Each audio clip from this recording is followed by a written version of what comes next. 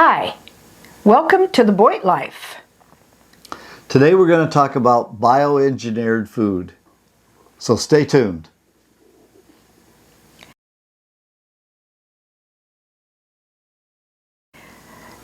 Maybe you've heard about it, maybe you haven't, maybe you did not know.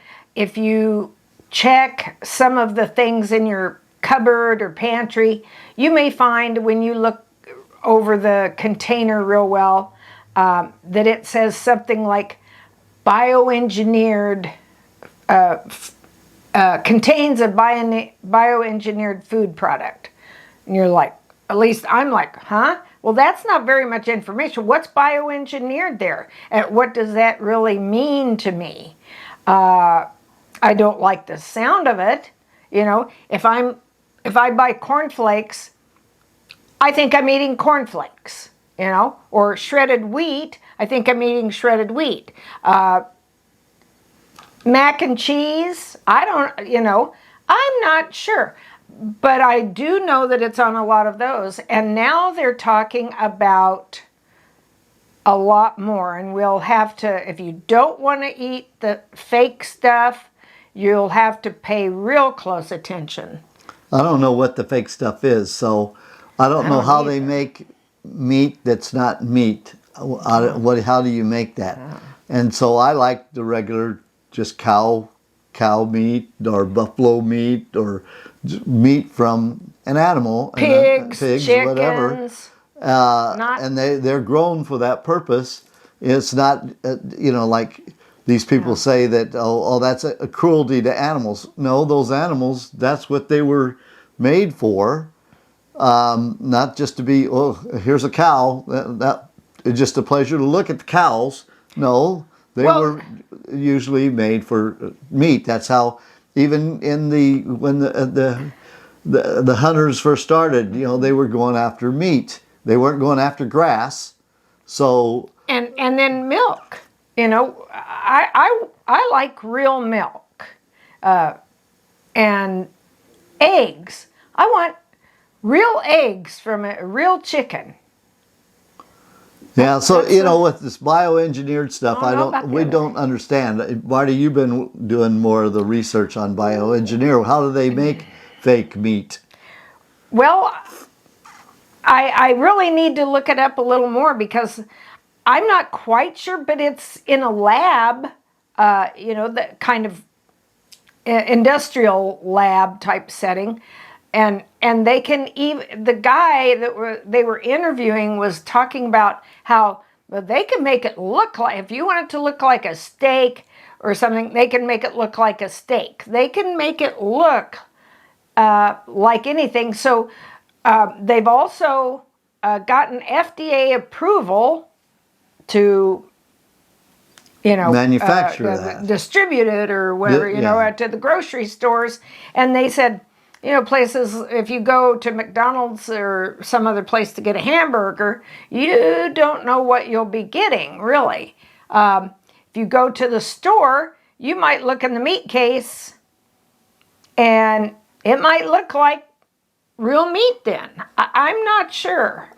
So they don't have to tell you anymore if it's I just can't see how that would be healthy for us. Well, you know, I don't know. I have no idea how you would tell the difference. Chemicals. Yeah. More chemicals.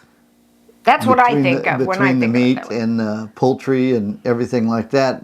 How, if they don't have to tell you, they don't have to tell you now?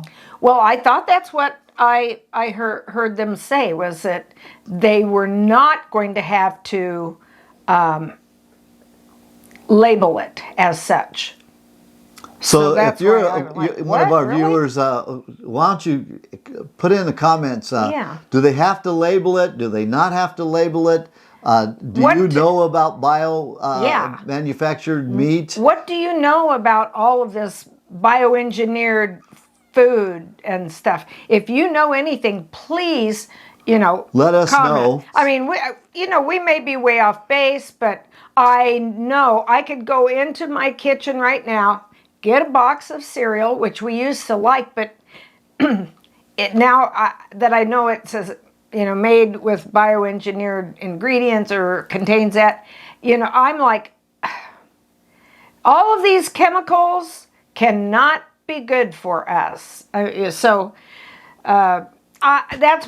my opinion. I think we need to really hear from you, and some of you might be a farmer or a rancher or know a farmer or a rancher, and we'd love to hear stories, that come right from someone who has been working hard to produce food that we can eat.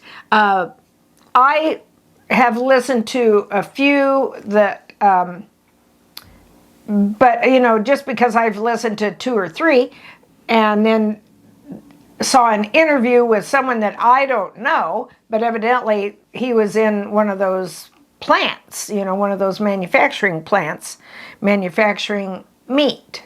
So I would like to have a lot more information on it. Yeah, because we don't want to be eating food that we don't know where it came from. We know where meat comes from and everything else. But we don't want to be just eating something that somebody made in a computer or just. And it could be any kind of food, and not just meat and poultry and dairy and stuff. This will affect everything, fruits, vegetables, I think. And I know that here it is, it was just before the 4th of July. My husband and I, we love corn on the cob. I went to the store, I bought corn on the cob, and something was wrong with it. It was interesting because when I was shucking it, I thought something kind of struck me as unusual, well, that's weird, but I didn't think too much about it. It had been a while since we'd had corn on the cob. Well, anyway, so we ate it. We got sick. Yeah, both of us get food poisoning from that. And we don't even know what was wrong with it, but it didn't taste really good. Yeah, it didn't taste right. There was something off on the taste. And then about an hour afterwards, we both started getting sick. I told my husband, I said, it just doesn't taste like, corn to me. And someone said, well, it was probably too early, Well, it looked mature, it looked really good. It wasn't overdone, like tough or anything. It wasn't anything like that. It looked beautiful, but it didn't taste that way. And so I threw the rest away. You can't do that with food, maybe it was a fluke, and maybe that they hadn't been tampering with that, like putting their chemicals and stuff all over that, but I don't know. The FDA is making it harder and harder for farmers to follow their rules, and they got to pay for it. We heard a lot of articles where to get a certain listing, you have to pay for that. And the cost keeps going up, and then people wonder why food keeps getting higher and higher, because they're making the farmer's job even harder and harder, and you're getting less farmers are out there, and so they have to work harder. That's why they have to do more and more land to produce food. And it's interesting because it's amazing that there are people who don't really realize where the food comes from. They'll like in big cities, and they've grown up there maybe and lived there all their lives and stuff, and they just go to the grocery store and get it. Well, being from the Midwest, we call Kansas and Nebraska the Midwest, not Ohio. Or whatever. To me, that's in the East. But anyway, we really have our farmers and ranchers and people like that. They've been respected respected here. At least I've always respected them. I lived on a farm for a while. Never farmed, but we did live there, and I know the work that they put in, and a lot of times they don't reap the benefits as much as the people down the way, the food distributors, and stuff like that. I don't even know about the grocery stores, but I do know this. Every once in a while, now steak is not in our dinner menu, A lot, not as that much as it used to be. Yeah, we used to love our steaks and stuff. Well, they're not in it as much because of the price, I guess, but we still like a good steak, right? Or some good chicken, things, pork, We things like like meat. that. We like meat. All chops. different types of meat. So we just want to know that we're eating actual meat. Right. That's what we want to know. So if you know what's going on with the meat industry and you have some information in the food industry. Because we don't know if this translates to everything, not just, that. Yep. Just let us Meat, know in the dairy. comments. And if you're, in that industry, let us know what's going on. Yeah, you know how more to than tell we do. the manufactured meat from the regular meat. Because maybe, if it doesn't say, how are you going to tell? And so let us know in the comments if you like this kind of content.